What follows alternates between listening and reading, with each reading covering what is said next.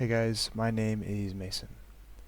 Today I want to talk about resonance and frequencies. And for a long time I've written about this concept and I've integrated different aspects of it. However, there's multiple ways to see reality, there's multiple ways to experience it. So there isn't one truth to all things. There are pieces to the puzzle that we can take and form into things that are relevant for us. And this is the basic understanding of resonance and frequencies. So we exist within our own bubbles, our own universes that are separate from one another. I'm using this analogy to kind of help things make sense. Because if we view ourselves as our own individual universes, we affect directly what happens to us. Everything that has happened to us and that will happen to us is nobody else's fault except our own.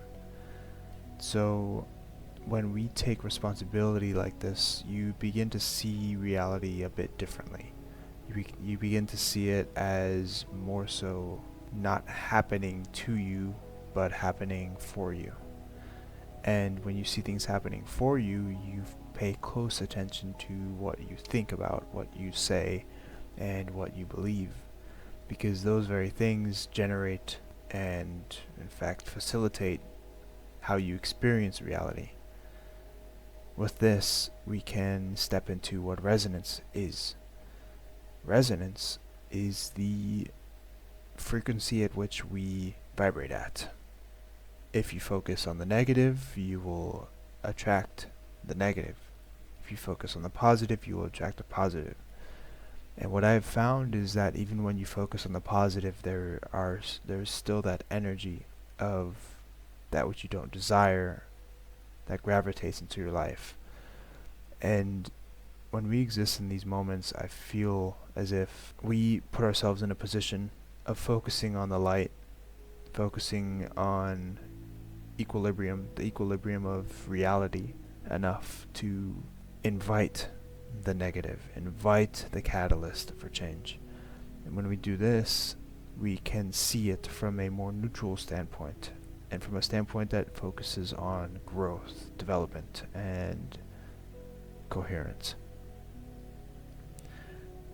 So, our definition of these tribulations that come into our lives are vital, because when we see these catalysts that are incumbent on our focus and attention, they appear as something that's foreign and scary. But if we change our definition as to what these catalysts are, which is opportunities to reveal that which we need to work on, then we can see these catalysts as different light, in a different light.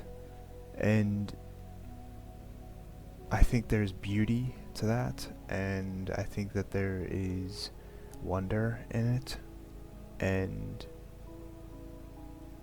it's something that answers a lot of questions that I've heard people talk about as to why things happen, how things happen.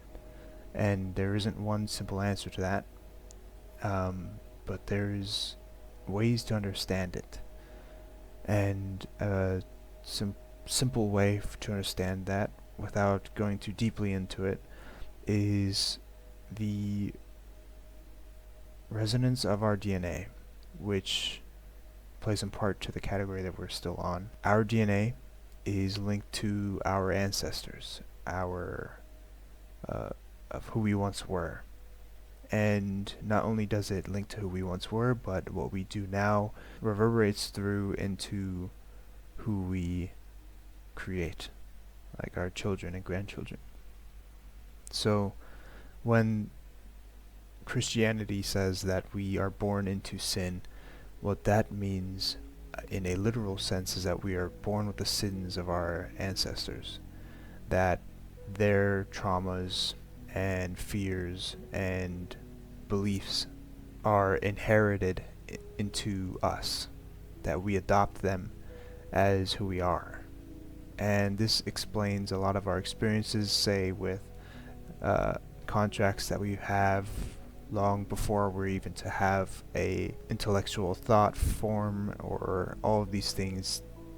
They make us who we are, and we can either remain with our current belief system, our current way of life, and be the victim of our external surroundings, or we can take control and take responsibility for our own lives.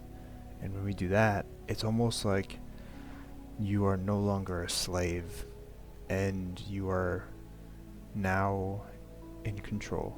You are now the director. You are now one with the coherent flow of the universe.